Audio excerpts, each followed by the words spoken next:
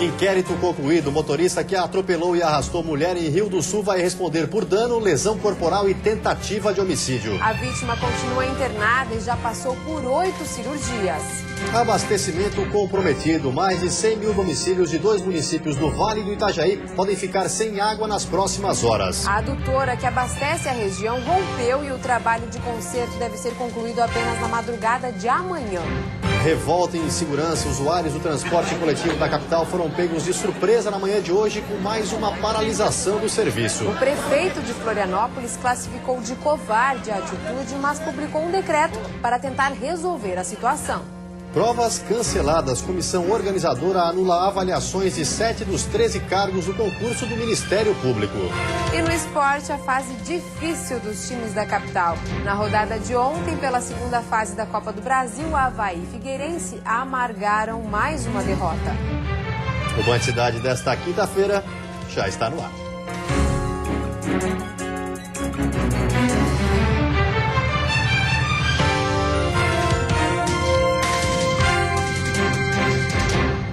Olá, boa noite. Olá, boa noite. Foi concluído o inquérito sobre o caso Maristela Stringini. O condutor do veículo que atropelou e arrastou a vítima por cerca de 800 metros vai responder por dano, lesão corporal e tentativa de homicídio. Maristela já passou por 8 cirurgias e agora recebe atendimento psicológico. O noivo de Maristela afirma que ela está se recuperando bem. Já se passaram 25 dias do acidente e Maristela já passou por 8 procedimentos cirúrgicos para se recuperar dos ferimentos graves, que sofreu ao ser arrastada por um carro em Rio do Sul. Com o grave acidente, ela sofreu politraumatismo, teve perda total de um seio e 90% do outro. Segundo o médico, mais umas 4 cirurgias ainda, né? Foram 8 que ela fez. As 4 que faltam seria tudo na parte do tórax, né? Na reconstituição da pele. Mas está se recuperando bem, graças a Deus, está indo tudo certinho. Foi no início de abril que Maristela Stringini teve o corpo arrastado após a moto em que estava com o noivo ser atingida pelo carro de Júlio César Leandro, de 21 anos. Ele fugiu sem prestar socorro à vítima. Imagens das câmeras de monitoramento mostram a mulher sendo arrastada pela rua. O inquérito já foi concluído pela polícia. Júlio foi indiciado e vai responder por dano, lesão corporal e tentativa de homicídio. Uma possível reconstituição do caso foi descartada pelo delegado responsável pela investigação. Maristela deve permanecer internada por pelo menos mais 40 dias no Hospital Regional do Alto Vale. Além das cirurgias, Maristela também está recebendo tratamento psicológico. A Polícia Civil investiga outros crimes que podem ter sido cometidos pelo segurança Leandro Soares. Além do assassinato da jovem Mara Tayana, o homem é suspeito de ter abusado sexualmente de outra mulher que já prestou depoimento à polícia. A forma de agir, o comportamento com as mulheres e a brutalidade com que Leandro matou a estudante universitária Mara Tayana Decker tem levantado mais suspeitas. A Polícia Civil investiga o envolvimento de Leandro em outros crimes. No perfil dele em uma rede social, o segurança aparece em fotos com armas de fogo nas mãos. A personalidade dele, descrita por ex-namoradas, é de um homem extremamente possessivo. De ex-namoradas que passavam a conviver com ele e em certo momento viam que ele era muito agressivo e terminavam um relacionamento. Com o término do relacionamento, ele ainda se tornava mais agressivo, passava a fazer ameaças constantes. Leandro Emílio da Silva Soares tem pelo menos 10 boletins de ocorrência registrados contra ele por violência doméstica. As denúncias foram feitas por 3 ex-companheiras que foram agredidas ou ameaçadas pelo segurança. Nesta semana, mais uma mulher procurou a polícia. Em depoimento, ela afirma que foi mais uma vítima de Leandro. Ela teria sido estuprada pelo segurança em janeiro desse ano. O crime teria ocorrido na mesma casa onde o corpo de Mara Tayana foi encontrado esquartejado. A forma com que a mulher foi abordada lembra muito o caso da universitária.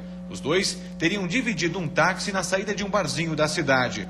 A vítima foi mantida em cárcere privado por 17 horas. Manteve ela em cárcere privado das 5 da manhã até as 10 da noite do outro dia. E se ela procurasse a polícia ou contasse os fatos para alguém, ele iria colocar as cenas das quais ele teria filmado esse estupro, que eu não acredito, mas enfim, que ele colocaria nas redes sociais e acabaria com a vida dela. As informações apuradas na Delegacia de Proteção à Mulher vão ser repassadas à Divisão de Homicídios de Joinville. O delegado responsável pelas investigações também vai ouvir essa vítima. O envolvimento de Leandro com outro caso ocorrido em 2010, em que uma mulher foi encontrada morta dentro de uma mala, também está sendo investigado. Em todas as oportunidades que ele ameaçava essas duas ex-companheiras dele, ele fazia menção a essa mulher que foi encontrada numa mala, né, no Rio Cachoeira, aqui em Joinville.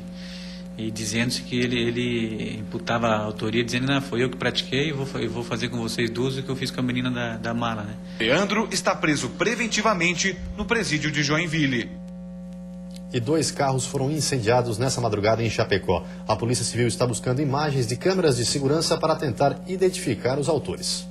Na rua onde um dos carros foi incendiado, ainda é possível ver as marcas. A caminhonete furtada da frente da sede da Fátima, que fica no bairro Santa Maria, foi abandonada nesta rua e incendiada quando ela ainda estava em chamas. Os ladrões roubaram outra caminhonete que ficava na frente dessa residência. O veículo era de um funcionário do Instituto Geral de Perícias. A gente sabe que não é nada orquestrado, tá? Que é simples vandalismo e que eram 2 ou mais agentes. O gerente regional da Fátima esteve na delegacia na manhã desta quinta-feira para registrar o boletim de ocorrência. Nós não temos câmera de monitoramento na Fátima, mas no bairro onde nós estamos localizados, de repente possa ter em algumas das residências alguma coisa. Se a gente conseguir acesso às imagens, vamos passar para a Polícia Civil aí para começar as investigações. De acordo com a polícia, o incêndio nos 2 veículos foi provocado pelo mesmo grupo. O caso foi encaminhado para a Polícia Civil, que está fazendo as investigações para tentar localizar os suspeitos. A gente está fazendo levantamento no nosso próprio monitoramento e monitoramento de propriedades vizinhas para tentar localizar alguma imagem e os possíveis autores. E a seguir, o transtorno no transporte coletivo da capital. O prefeito de Florianópolis publica decreto para tentar conter as paralisações. Pela manhã, os ônibus ficaram parados por 3 horas, provocando revolta na população.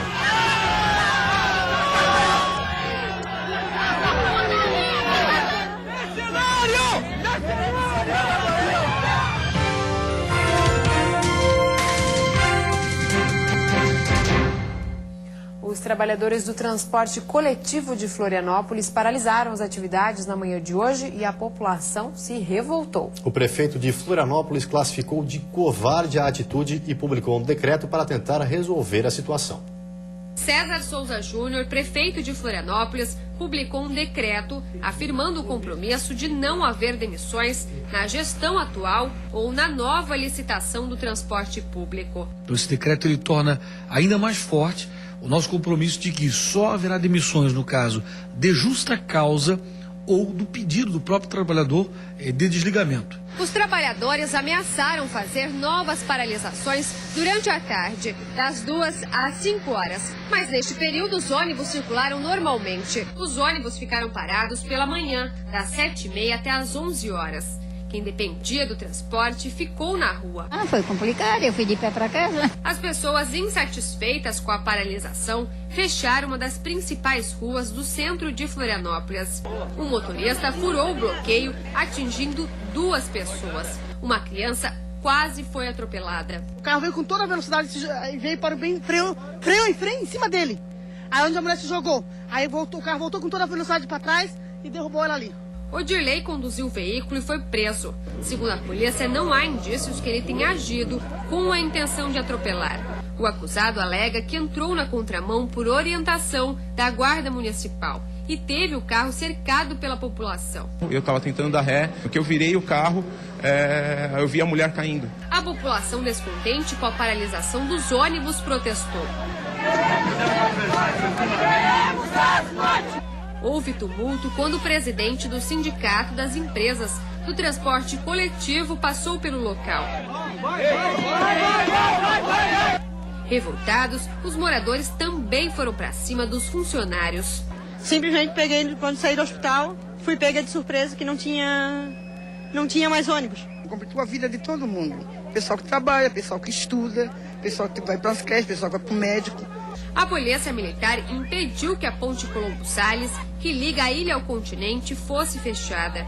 Houve ameaça de confronto. Um homem foi detido. E depois de intensa negociação, os manifestantes desistiram. Patrões e empregados se reuniram ao longo da semana, mas não chegaram a acordo. Segundo o Sindicato dos Trabalhadores, no transporte coletivo, novas paralisações podem ocorrer nos próximos dias. O calendário aprovado pela categoria é que tenha paralisações todos os dias. A nossa proposta chegou ao limite do limite. Nós apresentamos ontem e eles ficaram de nos dar um retorno, e o retorno que deram foi paralisar, quer dizer, acabou a mesa de negociação, né? O Ministério Público do Trabalho ajuizou nesta tarde uma ação cautelar no Tribunal Regional do Trabalho. A medida pede que sejam mantidas os percentuais mínimos de atividade, tanto nos períodos de pico como nos demais horários. Já a Câmara de Dirigentes Lojistas, com apoio de outras entidades, ingressou hoje com uma ação contra os sindicatos dos trabalhadores e dos empresários, pedindo a manutenção de frota mínima, sob pena de uma multa diária. E diante da paralisação de hoje, a Justiça do Trabalho intimou o Sindicato dos Trabalhadores a comprovar o pagamento de 2 parcelas, a multa referente à condenação pela greve de 2009. Um vazamento de uma adutora no Vale do Itajaí pode afetar o abastecimento de mais de 100 mil domicílios em 2 cidades. O vazamento aconteceu na adutora que leva água bruta captada no rio Itajaí-Açu para a estação de tratamento no bairro São Roque, em Itajaí. A estação é a maior da região e responsável pelo tratamento da água que abastece, além do município de Itajaí, também a cidade de Navegantes. Nós tivemos um problema de vazamento numa junta chamada Junta Bolsa. E nesse ponto está vazando muita água, nós tivemos que parar para fazer a manutenção. Devido à complexidade da obra, é provável que o serviço seja finalizado somente durante a madrugada. Já em relação ao abastecimento, a expectativa é que ele volte à normalidade a partir das primeiras horas da manhã desta sexta-feira. No primeiro princípio é um tamanho muito grande, ou seja, 600 milímetros. E no mesmo ponto passa muita pressão de água para poder vencer o Morro do São Roque. Assim, para qualquer movimentação se exige máquina, não só a força humana. Desse ponto demora mais para fazer essa manutenção. A recomendação da autarquia, que administra o sistema de tratamento de água e esgoto em Itajaí, é que a população economize água. Os moradores devem evitar de lavar roupa, automóveis e calçadas, para que os reservatórios consigam suprir, pelo menos, as necessidades básicas até que o abastecimento seja normalizado. A sexta-feira vai ter nevoeiros ao amanhecer, com variação de nuvens no decorrer do dia. No litoral e Vale do Itajaí, chuva isolada no início e fim do dia. A temperatura mínima deve ficar em 6 graus na Serra e a máxima em 25 no litoral norte. Na Grão de Florianópolis, Vale do Itajaí e Planalto Norte, máxima de 23 graus. Na região sul, mínima de 14 e máxima de 19. Já no oeste, a máxima chega aos 24 graus. E lotes de leite adulterado foram retirados de supermercados de Santa Catarina. A ação faz parte de uma operação que prendeu empresários de indústrias no Rio Grande do Sul nesta quinta-feira. É a primeira vez que a Operação Leite Compensado prende proprietários de indústrias. Hércio Vanor Klein, dono da Pavilate, e Sérgio Sewald, da Rollman. Além deles, a polícia prendeu o responsável pela política leiteira da Rollman, Jonathan William Kronbauer. Os 3 são suspeitos de ordenar as fraudes. Eles teriam permitido a adição de soda cáustica e água oxigenada às remessas recebidas de produtores. Segundo o Ministério Público, eles compravam leite deteriorado por um preço mais baixo e faziam o processo químico para disfarçar o aspecto do produto e conseguir aprovação nos testes. 2 empresários de 2 indústrias de laticínio que mandavam a consumo leite de péssima qualidade. Nós encontramos inconformidades em 91 laudos das 2 indústrias, inconformidades essas que variam desde acidez até 3 ou 4 outras inconformidades que não poderiam ser levadas a consumo. Essa é a chamada fase 5 da Operação Leite Compensado, que foi deflagrada há 1 ano aqui no Rio Grande do Sul. Durante as ações de combate à adulteração de leite no estado, 16 pessoas já foram presas. Na ação realizada hoje, não foi encontrada ureia no leite, mas a investigação apontou que as 2 indústrias trabalharam com pelo menos 1 milhão de litros de leite adulterado ou impróprio para o consumo. Além das prisões, foram apreendidos caminhões de transportadores, além de lotes da Pavilate em estado de decomposição em supermercados de Santa Catarina. E no próximo bloco tem futebol, a decepção dos times da capital que começaram com derrota na... Futebol, mais uma decepção para os times da capital. Agora pela Copa do Brasil. Avaí e Figueirense perderam a partida de ida pela segunda fase da competição. Em Bragança Paulista, o Figueirense saiu na frente com este gol de Thiago Heleno. Mas o mesmo Thiago Heleno depois colocou a mão na bola e o juiz marcou o pênalti. Tássio cobrou e empatou. A virada do Bragantino veio com um belo gol. Luizinho recebeu um passe de letra de Léo Jaime e colocou no canto. Para chegar até a próxima fase, agora o Figueirense precisa vencer no jogo da volta, que só vai acontecer no mês de julho, depois da Copa, pela diferença de um gol. Acho que nós temos que ter tranquilidade, porque não é jogando tudo por água abaixo que nós vamos resolver este problema do momento. Nós temos que ter tranquilidade, corrigir os problemas, clube buscando pontualmente reforçar também, dar mais opções, né? E a gente poder vencer no Campeonato Brasileiro o quanto antes. Em Alagoas, quem marcou o primeiro foi o Asa de Arapiraca. A zaga do Avaí cochilou e Didira colocou no fundo da rede. Na sequência, Roberto deixa tudo igual. O Asa aumenta com Wanderson. Depois, Marquinhos busca o empate.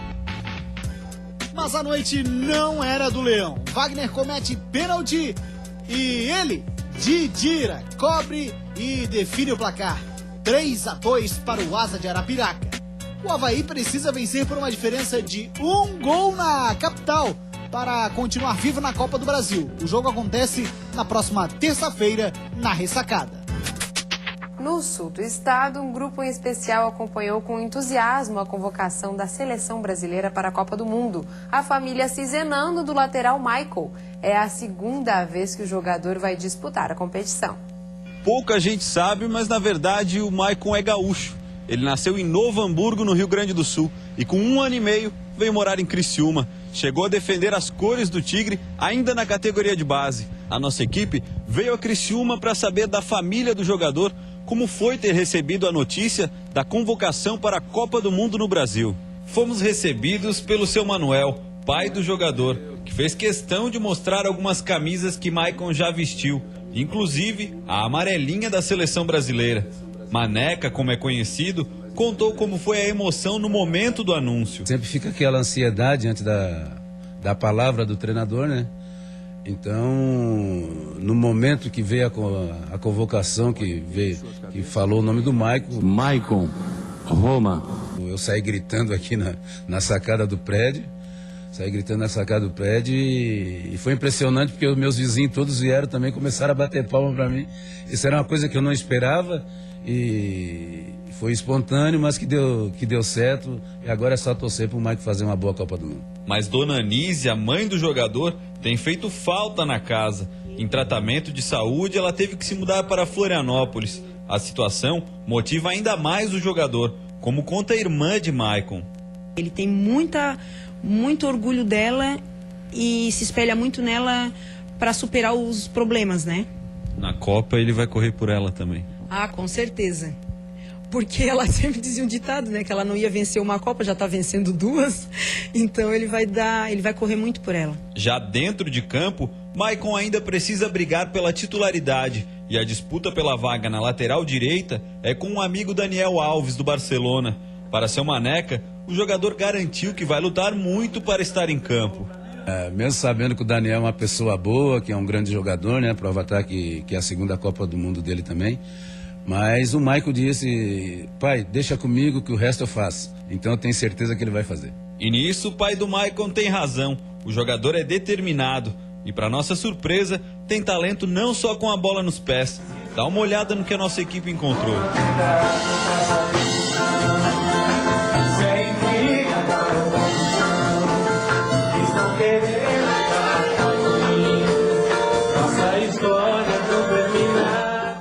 E a seguir, depois da polêmica durante a realização do concurso, o Ministério Público de Santa Catarina anula provas. E ainda estímulos. Santa Catarina tem agora novas regras para as micro e pequenas empresas.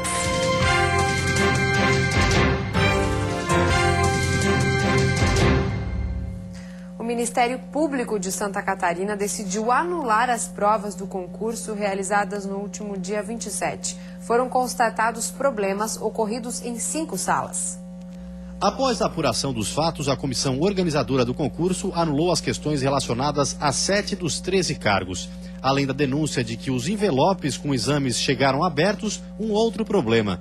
Nesse vídeo divulgado na internet, é possível assistir a uma pequena discussão entre os candidatos e o fiscal de prova. O motivo foi o atraso na entrega da avaliação. O prazo do atraso, 2 dias da prova,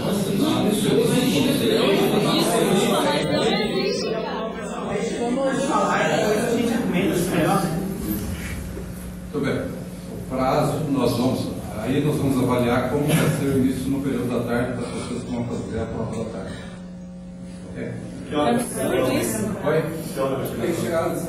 A comissão descartou fraude, mas avaliou que os problemas registrados podem ter comprometido o sigilo das questões. A data para as novas provas ainda não foi marcada.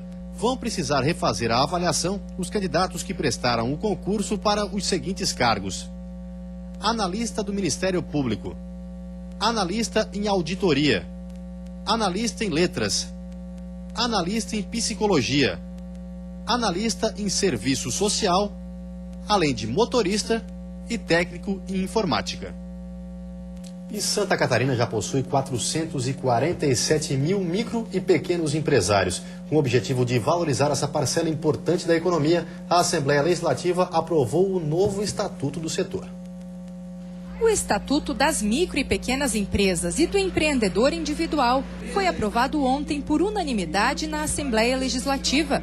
O projeto de lei prevê unificar os registros, alterações e baixas, tornar mais fácil o acesso ao crédito, incentivar investimentos em inovação e educação, através do repasse de 10% do valor que hoje é destinado ao Fundo de Amparo à Pesquisa e Inovação, além de garantir tratamento diferenciado em demandas judiciais.